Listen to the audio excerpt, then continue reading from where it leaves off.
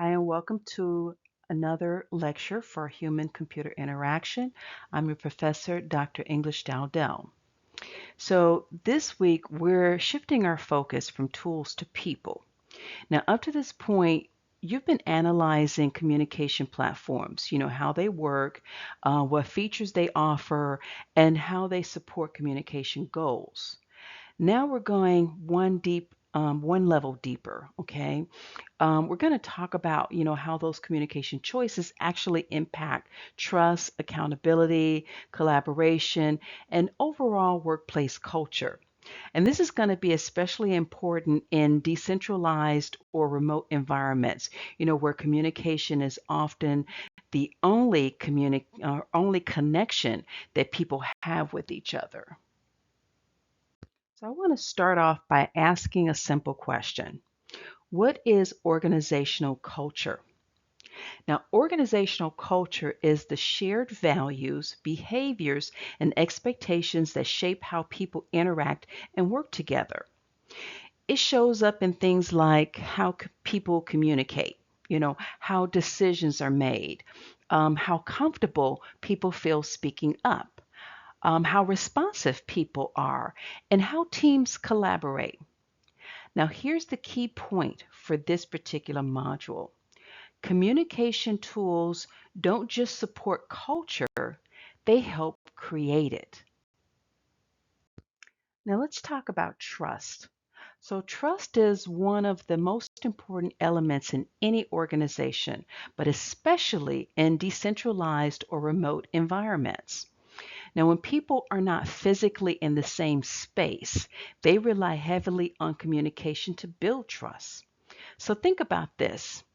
If communication is unclear, delayed, or inconsistent, what happens to trust?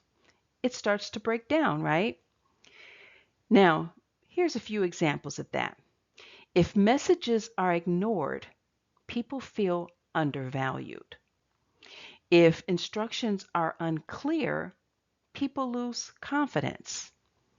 If updates are inconsistent, people feel out of the loop. On the other hand, clear communication builds confidence. Timely responses builds reliability. Transparency builds trust. So communication is not just about exchanging information, it's about building relationships. Now let's connect communication to accountability. Accountability is about knowing who is responsible for what, understanding expectations, and being able to track progress. Now, in decentralized environments, accountability depends heavily on communication tools. For example, if a team is using a tool like, say, Microsoft Teams or Slacks, are conversations organized? Are tasks clearly assigned? Are updates visible? If not, then accountability becomes unclear. And when accountability is unclear, work gets duplicated, deadlines get missed, and frustration increases. So again, the tool itself isn't the problem, it's how it's being used. So let's talk about collaboration. Now, collaboration depends on a shared understanding, easy access to information, and the ability to respond and contribute. Now, imagine this situation. A team is using email for everything, long email threads, multiple people replying at different times, and an important information gets buried. Okay, so what happens? Collaboration slows down. Now, compare that to a platform designed for collaboration. You have organized channels, you have real-time messaging, and you have shared files. Now that structure supports faster and clearer collaboration. So again, platform choice matters, but fit matters even more. Now this brings us to a key concept in your milestone 3, platform fit. Okay, so when we talk about platform fit means are you using the right tool for the right purpose? Not every communication tool is designed for the same thing. For example, email is designed for more formal communication and documentation. Chat platforms are designed more for quick and informal communication. And then video meetings, they're designed for more complex discussions and decision making. So problems happen when there's a mismatch. Okay, so for example, like using chat for complex decisions, using email for quick back and forth communication, or using meetings when a message would have clearly been enough. Okay, this is where we start to see overuse, underuse, and misuse. So I want to break these down because you're going to need this for your milestone. Okay, so when we talk about overuse, that means a tool is used too much. Okay, so examples are too many meetings, okay, too many notifications, or constant messaging interruptions. The impact of this can be reduced productivity, burnout, or even frustration. Now, when we talk about underuse, that means a tool is not used enough. So examples of this would be not using collaboration tools that are available or avoiding shared workspaces. And the impact of underuse is where we could miss opportunities for teamwork or maybe even lack of transparency. And then when we talk about misuse, misuse means using the wrong tool for the task. Now, we already kind of talked about that, but some examples would be sending urgent issues through email, okay, or making decisions in scattered chat messaging. The impact of this, the impact of misuse, can cause confusion, it can cause delayed, and it can cause poor communication clarity. Okay, so now let's connect everything to impact. Okay, for your milestone, you need to analyze how platform choices affect productivity, clarity, collaboration, and workplace culture. So let's walk through each one of these. Okay, so for productivity, you want to think about, are the tools helping people work efficiently? Or are they slowing things down? Okay, when we would talk about clarity, you want to ask yourself, are messages clear and easy to find, or are they scattered and confusing?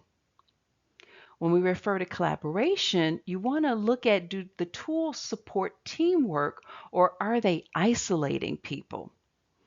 And then for workplace culture, you want to look at, do the tools encourage openness and engagement, or do they create silence or confusion or even frustration? Now let's bring in decentralized work. Now in decentralized organizations, people are not in the same location, right? Communication happens through technology, and coordination depends on digital tools.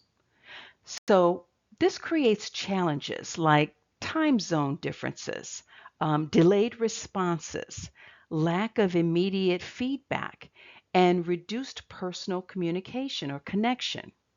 So, communication has to be intentional, it has to be structured and consistent. If not, teams can quickly become disconnected. So let's direct this to your milestone 3 again. Okay, this is where everything comes together. You're not just describing tools, okay? You're evaluating them. So this is what you need to do. One is you need to evaluate the platform fit. You're going to ask yourself, are the communication tools being used appropriately? Or do they match the communication goal? The second thing you'll do is identify overuse, underuse, or misuse. And you must include examples, not just general statements, but specific situations. Third, you're going to analyze the impact. You must explain how platform choices affect productivity, clarity, collaboration, and workspace culture. And then you're going to, fourth, consider decentralized communication.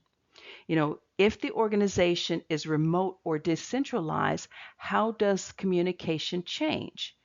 What challenges would exist? And then last, you're going to connect to real outcome. And this is very important. Don't just say the tool is good or the tool is bad. Instead, I want you to explain, what actually happens because of these choices. For example, delays in decision making, confusion among team members, improved collaboration, or maybe stronger or weaker team relationships. Now, let me help you avoid some common mistakes, okay? Don't just describe the platform or give opinions without explanations or say something is good or bad without evidence. Instead, what I want you to do is explain why, okay? Connect to impact and use the course concepts that we've talked about. Now, remember, your submission should be about 2 pages, um, analytical and reflective, and then clearly organized. Now, this is not a long paper, but it should be thoughtful and specific. Think of it as explaining how communication choices shape real workplace outcomes. Now, as you work through this milestone, I want you to start thinking like a professional. In real organizations, communication problems are rarely about the tool itself. They're about how the tool is being used, whether it fits the situation and how it affects people. And that's exactly what you're analyzing here. Now, if you have any questions, please reach out. And I'm looking forward to seeing how you connect all of these ideas together in your analysis.